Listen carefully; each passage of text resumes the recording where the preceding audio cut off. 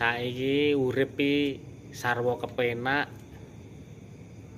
apa-apa serba instan, wis do ra gelem kangelan meneh, pingine sing cepet-cepet tanpa melalui proses. Dadi ya akhire wong iki dadine males-males, do wegah obah. Pingine nang omah karo lumah-lumah, duit teko dhewe. Ya iso wae kae do dodolan online kae.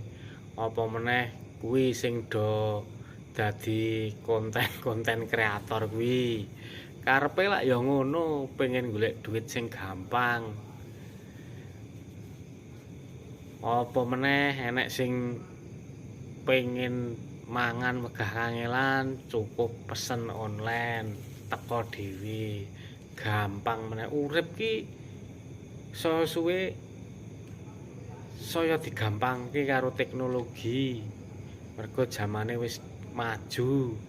Sing ra iso maju mung siji, pikiranmu.